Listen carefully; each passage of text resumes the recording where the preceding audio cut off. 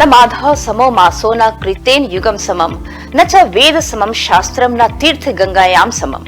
वैशाख के समान कोई मास नहीं है, सतयुग के समान कोई युग नहीं है, वेद के समान कोई शास्त्र नहीं है और गंगा जी के समान कोई तीर्थ नहीं है। उसी तरह अक्षय तृतीया के समान कोई तिथि नहीं है। नमस्कार, मैं सुवन कनौजे इंडियन न्यूज में आपका स्वागत करती हूँ। आज हम आपके लिए लेकर आए हैं अक्षय तृतीया की खास जानकारी। तो आइए जानते हैं अक्षय तृतीया का क्या महत्व है। अगर हम शुभ मुहूर्त में कार्य प्रारंभ करते हैं तो उसके अच्छे परिणाम मिलते हैं। यदि आप कोई अच्छा काम करने की योजना बना रहे हैं तो वैशाख मास के शुक्ल पक्ष की तृतीया को आप जो कार्य आरंभ करते हैं उसका पुण्य कभी कम नहीं होता। अपने अक्षय गुणों के कारण इस तिथि को अक्षय तृतीया कहा जाता है। कुछ क्षेत्रों में इस दिन को आखा तीज भी कहा जाता है। इस बार अक्षय तृतीया 22 अप्रैल शनिवार को पड़ेगी।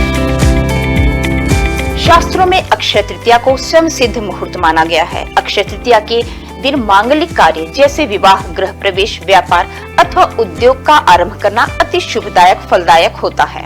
सही मायने में अक्षय तृतीया अपने नाम के अनुरूप शुभ फल प्रदान करती है। अक्षय तृतीया पर सूर्य व चंद्रमा अपनी उच्च राशि में रहते हैं।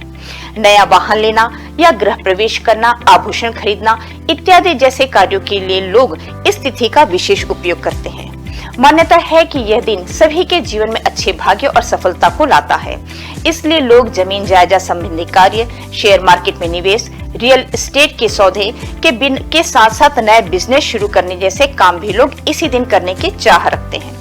अक्षय तृतीया के विषय में मान्यता है कि इस दिन जो भी काम किया जाता है उसमें बरकत होती है। यानी इस दिन जो भी अच्छा काम करेंगे उसका फल कभी समाप्त नहीं होगा और कोई बुरा काम करेंगे तो उसके काम का परिणाम भी कई जन्मों तक पीछा नहीं छोड़ता। धरती पर देवताओं ने 24 रूपों में अवतार लिया था। इनमें छठा अवतार भगवान परशुराम का था। पुराणों में उनका जन्म अक्षय तृतीया को ही हुआ था। इस दिन भगवान विष्णु के चरणों से धरती पर गंगा अवतरित हुई। सतयुग, द्वापर व त्रेता युग के प्रारंभ की गणना भी इसी दिन से होती है। शास्त्रों की इस मान्यता को वर्तमान में व्यापारिक रूप दे दिया गया है, जिसके कारण अक्षय तृतीया के मूल उद्देश्य से हटकर लोग खरीदारी में लगे रहते हैं। वास्तव में यह वस्तु खरीदने का दिन नहीं है। वस्तु की खरीदारी में आपका संचित धन खर्च होता है। वैशाख मास की विशिष्टता इसमें आने वाले अक्षय तृतीया के कारण अक्षुण्ण हो जाती है। वैशाख मास के शुक्ल पक्ष तृतीया को मनाए जाने वाले इस पर्व का उल्लेख विष्णु धर्म सूत्र, मत्स्य पुराण, नारदी पुराण और भविष्य पुराण में मिलता है।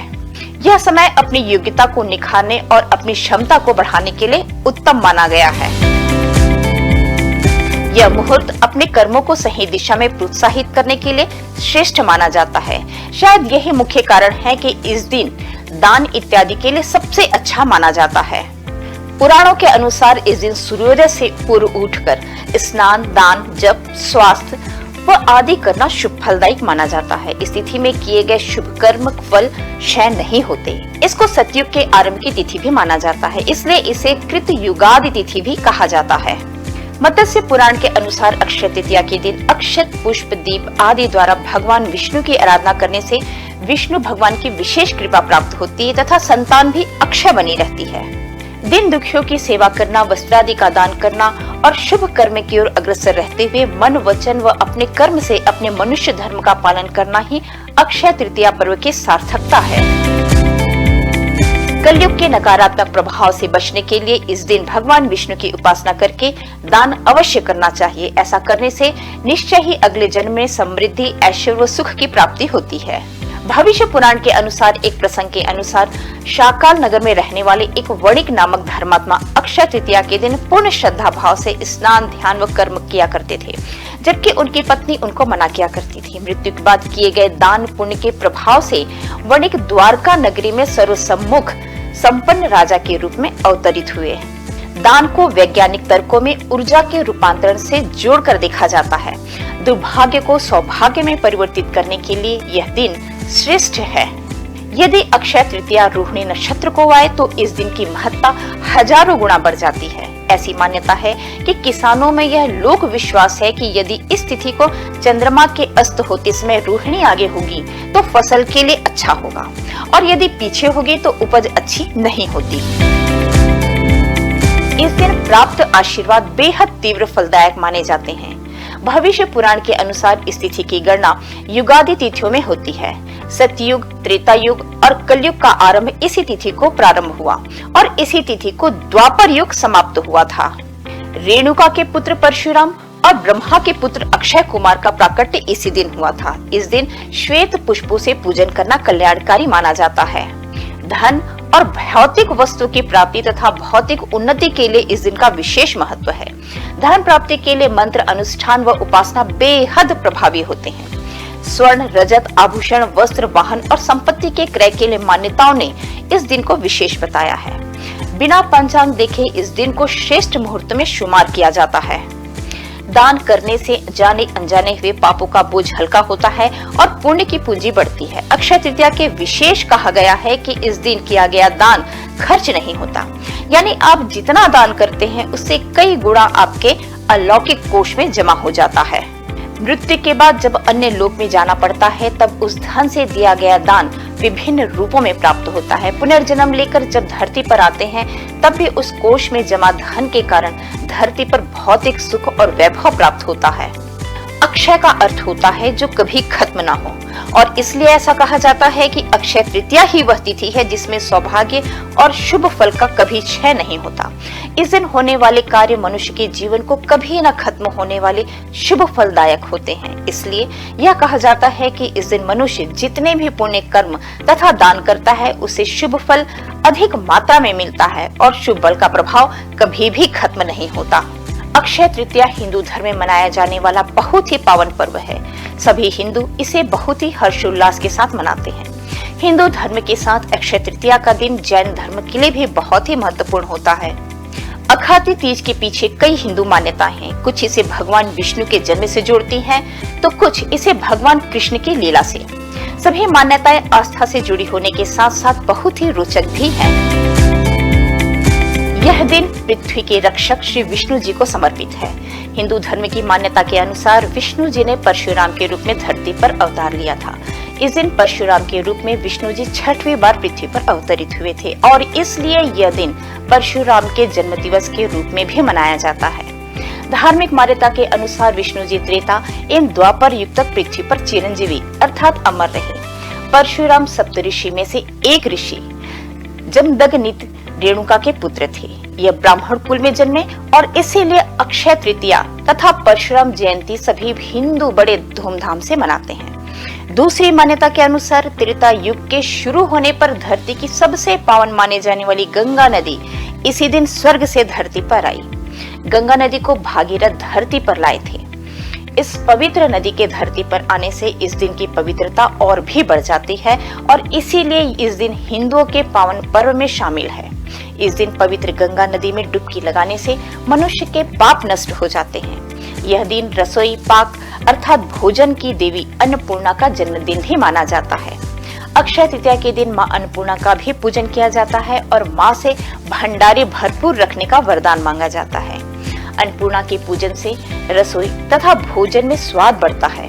दक्षिण प्रांत में इस दिन की अलग अलग मान्यताएं हैं। उसके अनुसार इस दिन कुबेर भगवान अर्थात भगवान के दरबार के खजांची कुबेर ने शिवपुरम नामक जगह पर शिव की आराधना कर उन्हें प्रसन्न किया था। कुबेर की तपस्या से प्रसन्न शिव जी ने कुबेर से वर मांगने को कहा। कुबेर ने अपना धन एवं संपत्ति लक्ष्मी जी से पुनः प्राप्त करने का वरदान मांगा। तभी शंकर जी ने कुबेर को लक्ष्मी जी का पूजन करने की सलाह दी। इसलिए तब से लेकर आज तक अक्षय तृतीया पर लक्ष्मी जी का पूजन किया जाता है। लक्ष्मी विष्णु पत्नी है, इसलिए लक्ष्मी जी के पूजन के पहले भगवान विष्णु की पूजा की जाती है। दक्षिण में इस दिन लक्ष्मी यंत्रम की पूजा की जाती है, जिसमें विष्णु लक्ष्मी जी के साथ साथ कुबेर का भी पूजन किया जाता है। अक्षय तृतीया के दिन ही महर्षि वेद व्यास ने महाभारत लिखना आरंभ किया था। इसी दिन महाभारत के युधिष्ठिर को अक्षय पात्र की प्राप्ति हुई थी। इस अक्षय पात्र की विशेषता थी कि इसमें कभी भोजन समाप्त नहीं होता था। इस पात्र के द्वारा युधिष्ठिर अपने राज्य के निर्धन एवं भूखे लोगों को भोजन देकर उनकी सहायता किया करते थे। इसी मान्यता के आधार पर इस दिन किए जाने वाले दान का पुण्य भी अक्षय माना जाता है, अर्थात इस दिन मिलने वाला पुण्य कभी खत्म नहीं होता। यह मनुष्य के भाग्य को सालों साल बढ़ाता है। महाभारत में अक्षय तृतीया की एक और कथा प्रचलित है।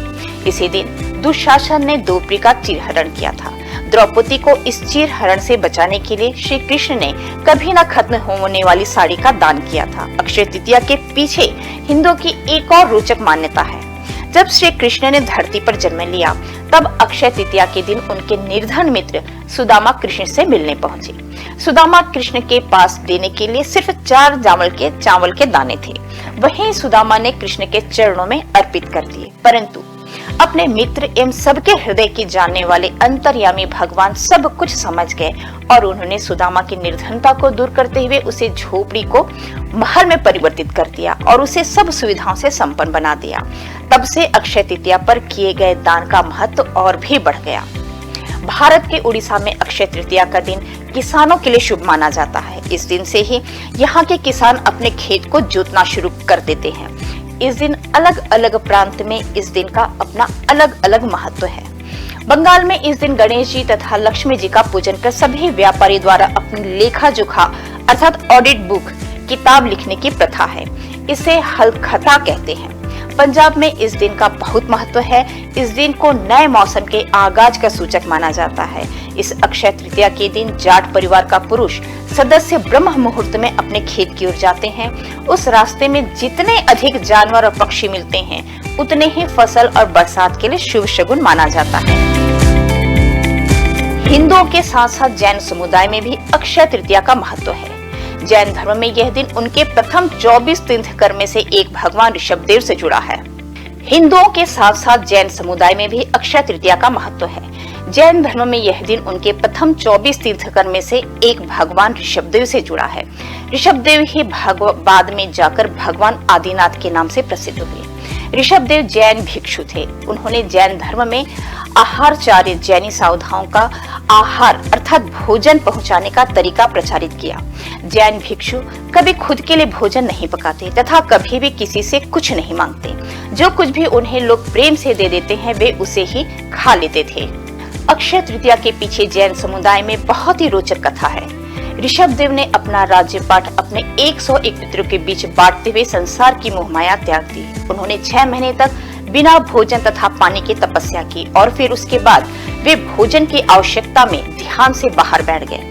एक जैन संत आहार की प्रतीक्षा करने लगे। लोगों ने ऋषभदेव को राजा समझकर उन्हें सोना, चांदी, हीरे, जवाहरात, हाथी, घोड़े, कपड़े और कुछ भी बहुत कुछ देकर उन्हें यहाँ तक कि अपनी पुत्री तक दान में दी, परंतु ऋषभदेव को यह सब नहीं चाहिए था। वे तो सिर्फ भोजन के एक कौर की चाह में थे। इसलिए ऋषभदेव फिर से 1 साल की तपस्या के लिए चले गए और उन्हें साल भर तक उपवास रखना पड़ा। फिर 1 साल के बाद जब राजा श्रेयांस हुए, जिन्होंने अपने पूर्व भाव स्मरण अर्थात पिछले जन्म में जानने की शक्ति से ऋषभदेव के मन की बात समझी और उनका उपवास तोड़वाकर उन्हें गन्ने का रस पिलाया।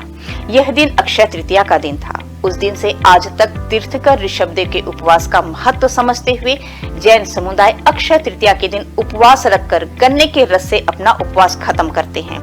इस प्रथा को पारणा कहा जाता है। इस दिन भगवान विष्णु तथा लक्ष्मी जी की पूजा का महत्व है। इस दिन भगवान विष्णु की पूजा अर्चना की जाती है तथा विष्णु जी को चावल चढ़ाना विशेष लाभकारी होता है। विष्णु तथा लक्ष्मी जी की आराधना कर उन्हें तुलसी के पत्तों के साथ भोजन अर्पित किया जाता है। सभी विधि विधान पूर्ण कर भगवान की धूप बत्ती से आरती की जाती है। गर्मी के मौसम में आने वाले आम तथा इमली को भगवान को चढ़ाकर पूरे वर्ष अच्छी फसल तथा वर्षा के लिए आशीर्वाद मांगा जाता है। कई जगह इस दिन मिट्टी के बने घड़े पानी भरकर उसमें कैरी अर्थात कच्चा आम, इमली और गुड़ को पानी में मिलाकर भगवान को चढ़ाया जाता है।